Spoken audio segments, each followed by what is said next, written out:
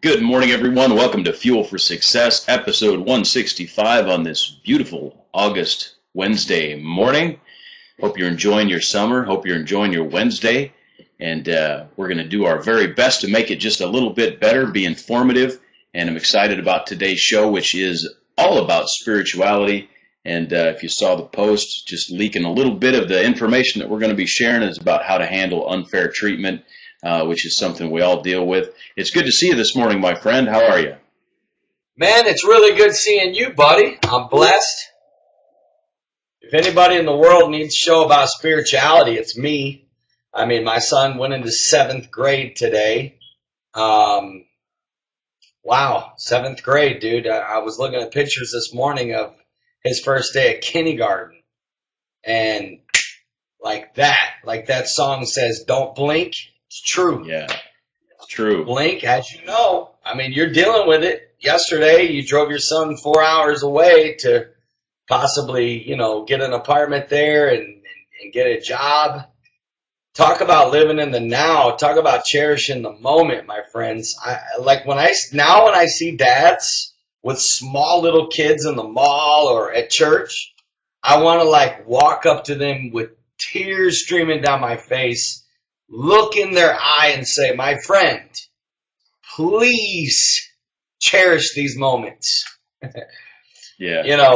Because as we know, you blink and they're gone, my friend. Hey, I was in the Fargo-Moorhead area yesterday, Fargo, North Dakota, looking at an apartment. Moorhead is right across the river, which is where John was looking at a job.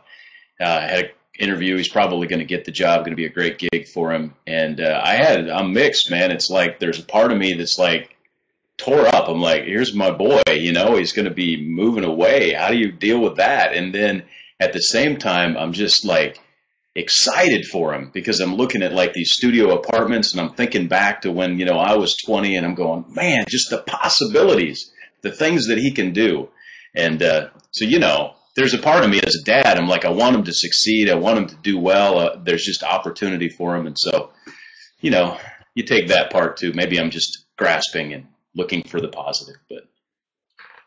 Hey, you know what, my friend? My heart goes to you, man. So anyways, today we're going to be talking about spirituality. Britton said her son started high school last week, so my condolences there, Britt. No, you know what? Actually, believe it or not, here's what I made up my mind. I made up my mind that as much as I'm, this is life. This is life. And, what this is a lesson for all of us. How many, then it's going to be like, wow, I can't believe, bro, my son's getting married. Then it's going to be like, right. Dude, I'm a grandpa. This is how life goes, But the lesson is be in the moment and do not get so busy with life that you don't live life, that you don't live and celebrate and cherish the small moments. And, how many times have our kids said, Mom, Dad, put away the phone, or you're not looking at me. Little things like that, are lessons for us to slow down in those moments and not miss. My son had a baseball game last night. Standing there just watching him laugh with his teammates, watching him slide into second base, watching him field a ball. I mean, I was in the moment there. I wasn't like reading a book, talking to other parents. I purposely go away from all the parents because that way I can focus, and really watch the game. Most of the parents you look over and they're all talking about. And I'm like, I ain't got time to talk. You know what I'm saying? I watch my boy play ball here. But anyways, that's a whole nother subject. How are you, man? I'm good. You had to bring up the grandpa thing, didn't you? I'm still struggling with that. Yeah, for you. I mean, at least you're going to be a cool young grandpa. At least you're not going to be the grandpa that like old and hunched over with a cane, At least you're still going to be able to be the grandpa that can, roll in the floor with your grandkid and grandkid, Mike. Yep, you lost me. I'm gone. See y'all tomorrow. Al says people think I'm a loner. Oh yeah, the parents dog me all the time. They always are dogging me. How come you don't hang with us? I'm like, man, I love y'all, but I just kind of do my thing, And don't get me wrong, I'm boys with them all, I'm tight, I'm friendly, but usually, like I said, I'm watching the game. I don't want to talk about, whatever they talk about. I want to watch every part of the game. You know what I'm saying? But that's just me. Yeah. I don't like people that talk during movies. I really don't. I'm like, can you do me a favor? I'm literally trying to watch this movie. You want to talk? Let's hit pause. I'll talk. You want to chat? Let's chat it up. But no movie. I'm not doing both. Hey, and definitely don't. My friends are watching right now. What's that? And definitely don't pre-peat the movie, right? Like, oh, you're gonna love this part. Here's what's gonna happen. Yeah. Do that. Don't watch Carol, because 3 things will happen. A, she'll talk your head off. B, I'll ask her to turn up the volume and she'll click off. So then in a good part of the movie, while you think the volume's getting ready to go up, it's like, now you're looking at a blue screen. And then C, yeah, anyways, I'm not going to tell you C. Or she might fall asleep on you. We're not going to go there. But anyways. What does this have to do with spirituality, my friends? It has everything to do with spirituality. Oh, sorry, everything. Nothing. All at the same time. Well, you know what? It's laughter, right? Laughter is spiritual. Most people think laughter is carnal, but it's actually the opposite. Laughter is spiritual. If you have the ability to laugh, then you have good spirit. You have a good sense of humor is a sign of a healthy person. Sometimes. Yeah, it's good for the soul, Sherry. All right, Mike, tell us what we got in store today, my friend. We are going to talk about a couple of questions that came in, and as always, I want to encourage our live viewers to go ahead and ask questions in the comment box. Click down below, send us an email, mike@mattmaddox.com, or text us at 727-something. And I have some sort of brain block that I can remember numbers like that, and for some reason I can never remember our text number, 727-341-5599. That's the number. Let me just type that in. It's something about that combination of numbers that maybe there's something locked up in my brain somewhere that God engineered us in an amazing way, and there's crazy things with our mind, the way that things work. Have you ever done any of those deals where somebody asks you a series of questions and then knows what animal you thought of, and you're like, how did you do that? I don't know. Yeah, I think that of you all the time, my friend. Hey, so... I mean, in a good way, I'm saying. What, you think what? I didn't catch that. Maybe I missed what you said. Let's move on. I might have been reading the chats. I might have been reading all the chats while you were saying that, and I might not have caught the whole story. So I just thought if I said, I like that you do that, it would fit. Yeah, I agree. Blue is definitely the one. So, hey, so let's get to our first question we haven't. Yeah, I think we should start too. 3, because I pre-read the questions, and I think question 3 we should go ahead and address. It's a little bit personal for me, and I prefer to leave that for another show.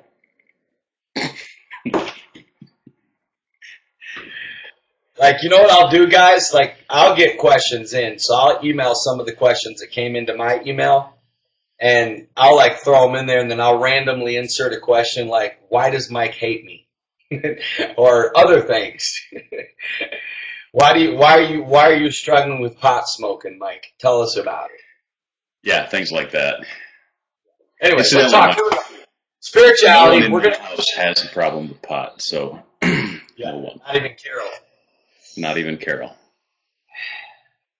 To all the members, to everybody that was in Friday night service when I said I've got Carol to finally stop smoking weed, that was a joke.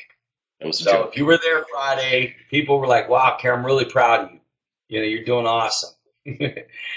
Anyways, here we go, Mike. You're getting me off target, my friend. What's going on with you?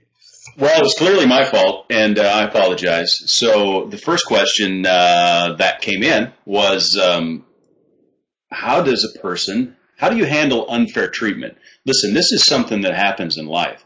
we talked about life happening, and sometimes you just can't do anything about, we grow older and all those things. Here's another one. Sometimes you're just going to be treated unfairly. And it doesn't matter if you're the nicest person or the meanest person or somewhere in between, you're going to be treated unfairly. How does a person handle that? Mike, actually, when I was a pastor, believe it or not, way back in the day, I did a series in my church. It was a 4-part series called How to Handle Unfair Treatment. It took me 4 weeks straight to teach this. Mm-hmm. Because, like you said, it's just not even possible to get through life without experiencing some unfair treatment, either by a boss, by a girlfriend, a spouse, a kid, a friend, an employee, a stranger. Like, things happen. A church member, a minister, a pastor. Like, it's just called life. Like, there is risk whenever you get involved in people. Whenever you get people into your life, there's risk. There's risk that they could turn their back on you. There's risk that they will lie about you, betray you, or unfairly treat you.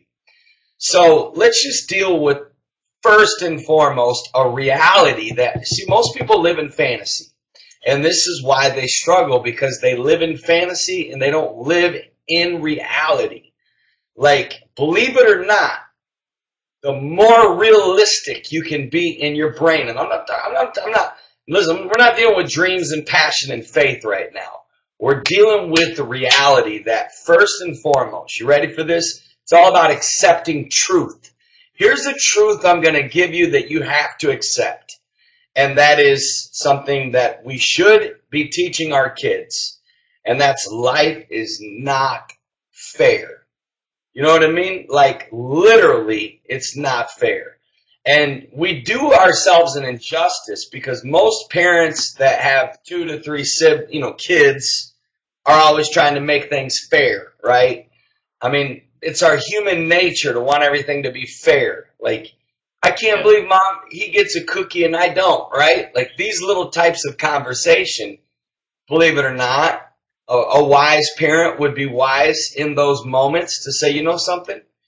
First and foremost, you're not going to develop victim thinking, because that's what you're doing right now. There's a way to ask for a cookie, and you ask for it without asking like a victim or playing the fair card. That's my thought. Like, that's my opinion.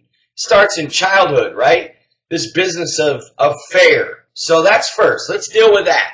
Now, how to deal with unfair treatment. Stuff that's just not right, man. It's wrong. People did us. They did us wrong. They lied. They cheated. They betrayed. They whatever, right?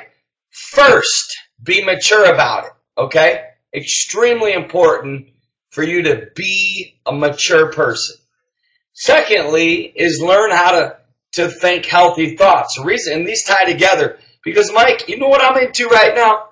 I'm into trying to deal with life the healthy way. You know what I mean? The right way. Trying to, get to a place where, like the Bible says, when I was a child, I spoke as a child. When I became a man, I put away childish things, right? So, anyways, my point in saying that is, sooner or later, we've got to grow up and act mature.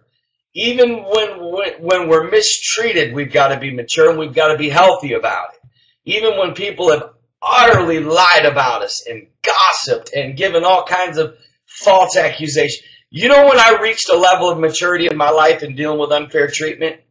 Listen, when you're visible like we are, there's a lot of misunderstanding out there. There's a lot of gossip, right? I used to chase down every rumor and confront people. I used to be like, I want to know, did you say this? I mean, I chased down, then I started growing in life, and I reached a place where, you know what, honestly, I really, truly, I don't even want to hear it. Like, if somebody came to me today and said, well, I heard something about you, I'm like, awesome. What else is going on? I literally just don't care. Right? And so I don't even want to know it. I really inside I don't want to know it. You know what I'm saying? So My point is, you got to get to a place of maturity. Now let's go a little deeper, and then we'll go for some Q&A here. Number 3, you've got to refuse to take it personal. You know, there's a lot of people that do things not because of you, because of them. It's a lot of people that say things about you not because what they're saying about you is true. It's because they feel like utter crap because your life brings them conviction. You know, your life messes with them. It's a lot of unfair treatment at the hand of others is rooted in jealousy. It's rooted in people's low self-esteem. It's rooted in other people's unhealthiness. People that are critical are not healthy people. And I'm not talking about physical health. I'm talking about emotional, mental health. Number 4 is let God defend you. Mike, it's been my number 1 mantra in life. I literally reached a place where I decided to let God defend me. And therefore, I stopped chasing the rumors. I stopped feeling like I had to defend myself. I stopped, when somebody said, I heard this, I'm like, you know what? God's got that. God's got it. And you know what? 99.9% of the time, actually, you know what? Really? 100% of the time that I've let God defend me, I've come out shining. A lot of times when you're right, even if you choose to defend yourself, you may not come out on top. But if you let God do it, you'll always come out on top. My 5th piece of advice would be do not react and stoop to their level. Mike, I see people do this a lot. When somebody's like gossiping, lying, giving false accusations, hurting you, betraying you, treating you wrong, many people stoop to their level and they react rather than doing these things I'm saying. Be mature. Don't take it personal. Realize, you know what? When I see somebody that's like slamming me, right? I actually feel sorry for them. I really do. There's inside my soul, I feel pity for them because they hate themselves that much. People that love themselves, they don't need to talk about other people. They find the good in others. They celebrate other people's success. You want to know how you can tell how healthy you are?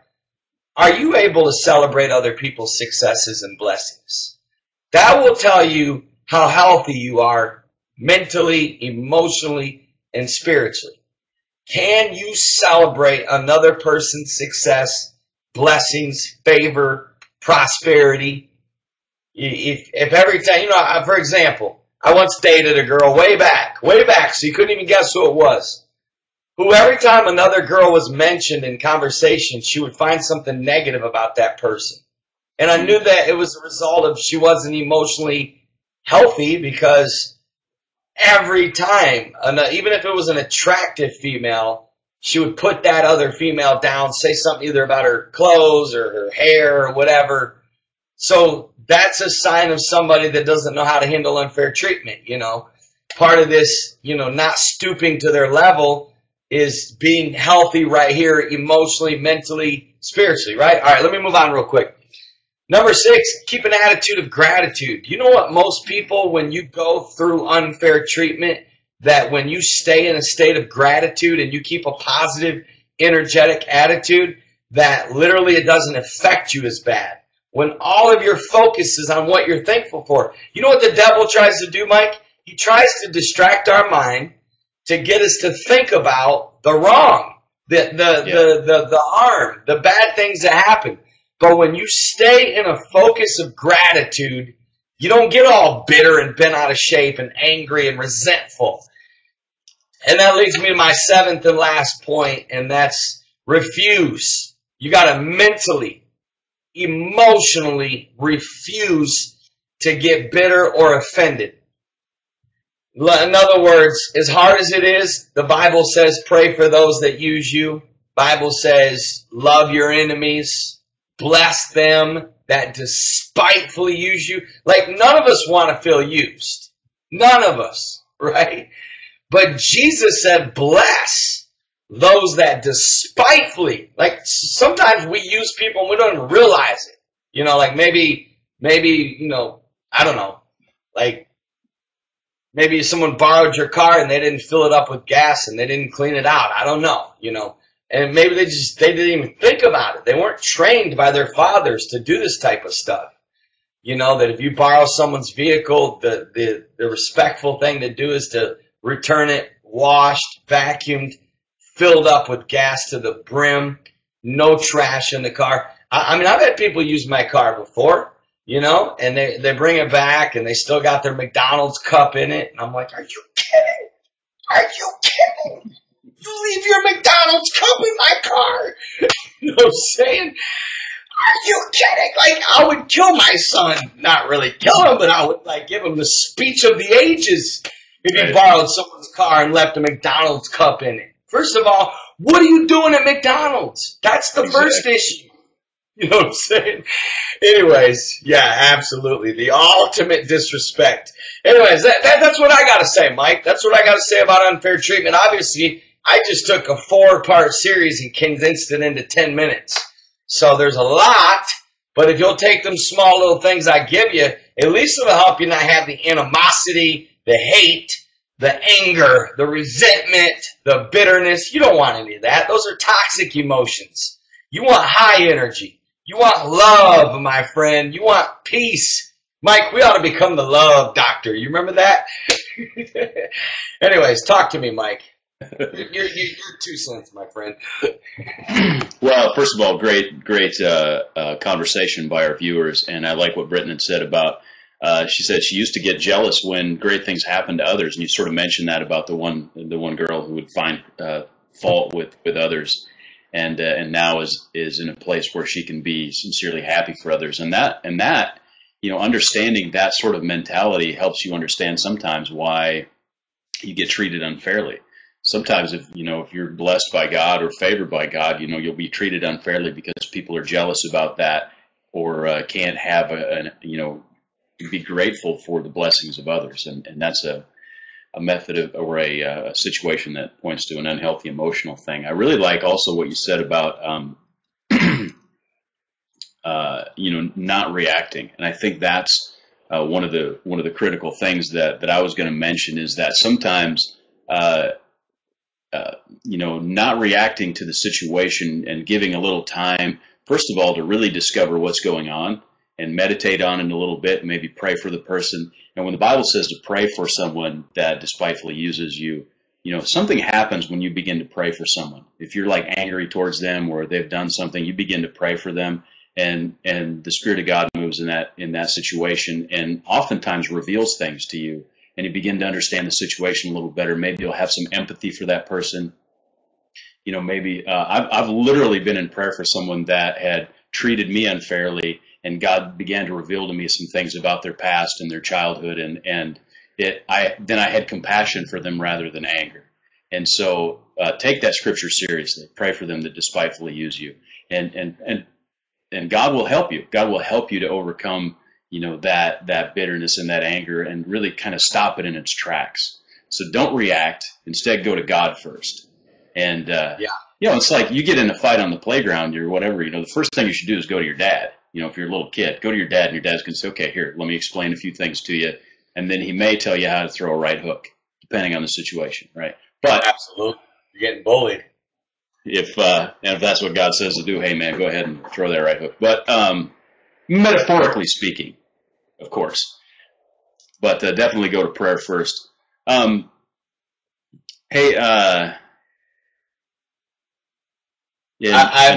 love what you said about praying, dude, because the act of praying for people that hurt you brings healing. The act of saying, God, I got to vent to you. I want, Lord, I literally, can I be honest? In honesty, I've literally prayed and said, God, that this person serves no value on earth. People die every day. Can you take them? They're going to die one day anyways. So have them now. I'm honest.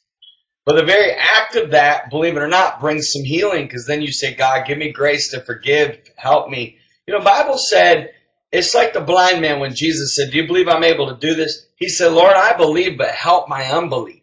Right. The more transparent that you can become. You know what people's problem is, Mike? A lack of honesty and transparency. a lack of being real.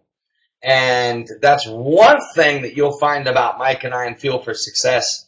We agreed from day one, this isn't going to be no politically correct, like, we're not, like, we're professionals, we're classy, but we determined from day one to be very transparent and real.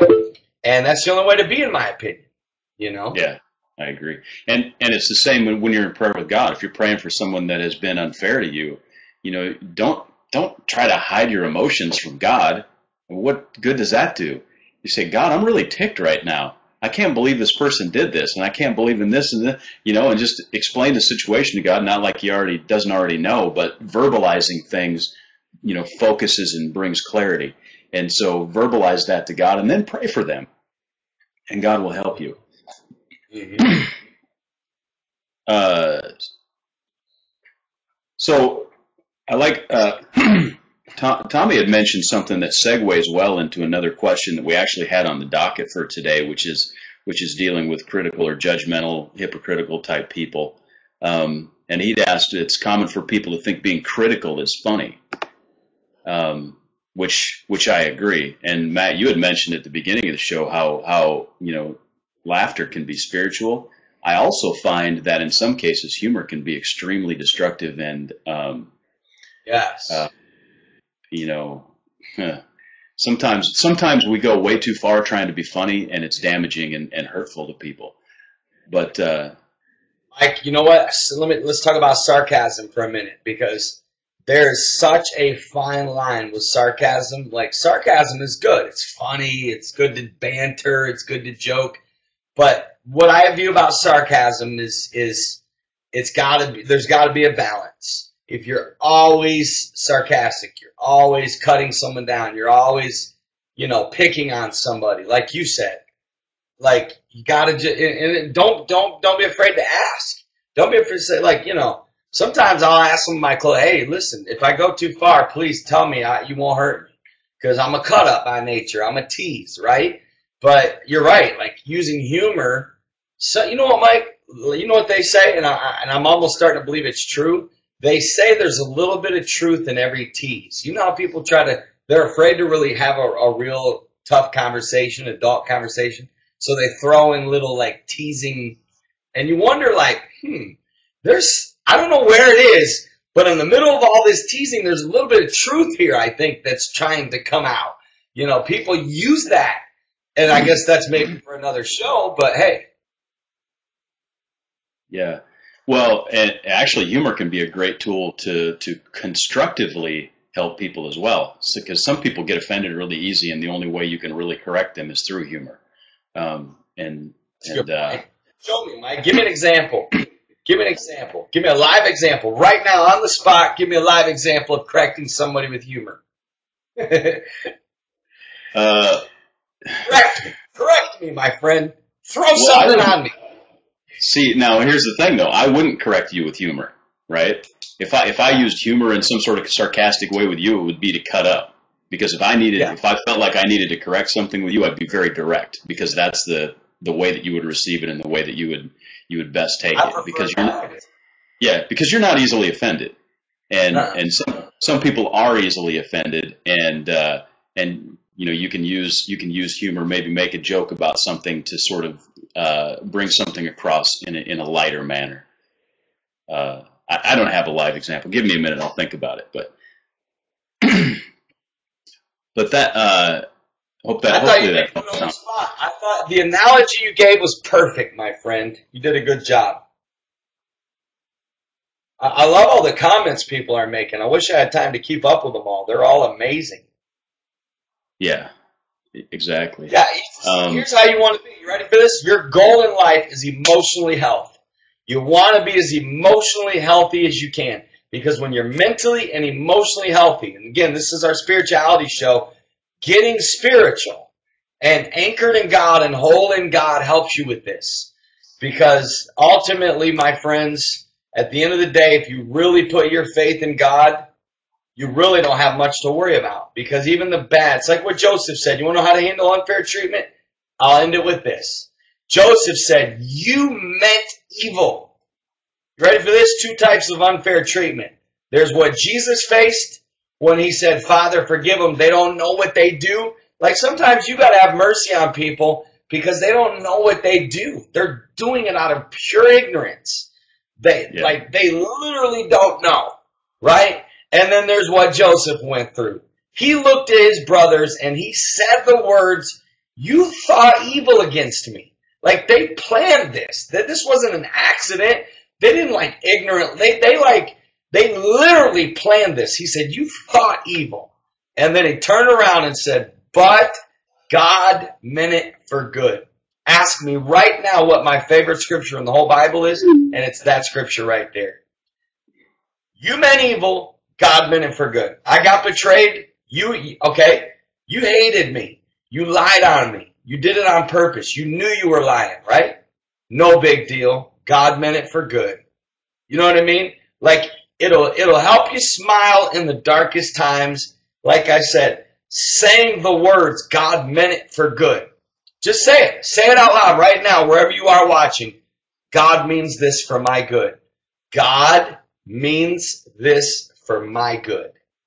Next time somebody utterly lies on you, totally misunderstands you, totally makes you look like an idiot, God means it for good. That's good. Good stuff today, my friend. Awesome. Well, I enjoyed hanging out with you, Mr. Mike. It's an honor to get to hang with you every day in our little virtual coffee shop here. Ooh, virtual coffee shop.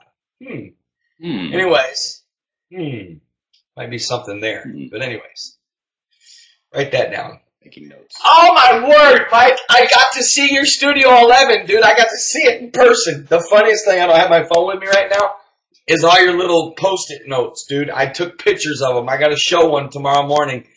I laughed so hard. Yes, those. Like one of your Post-it notes says, retweet Matt. Because I remember one show I called you out right there. Well, you're like, I need more retweets. Virtual coffee shop, Mike. I think we might have struck something there, my friend. I like that. I've got a note down. We're going to roll with it. So we got big plans. Things are in the works to change. Big stuff. Big stuff, friends. Hey, we love you guys. Good to see my Canadian friends all the way up from Canada, Serge, and my boy Kevin, and anybody else that's on there. I think Hugh is on here, and Marie. Anybody. I mean, Amber, God bless. I mean, anybody from Canada that watches. Our friend Jason from Australia. Shout out to my friend Nate in California. Shout out to everybody. Shout out to all of you, my friends. I love you guys. Awesome. Hey, we'll see you all tomorrow. Join us for our show on business development, entrepreneurship tomorrow at 9 a.m. Eastern. Be there, or we're coming looking for you. Oh, we're you know what? We're going to talk about you if you're not here. God bless everyone. Bye-bye. Love you.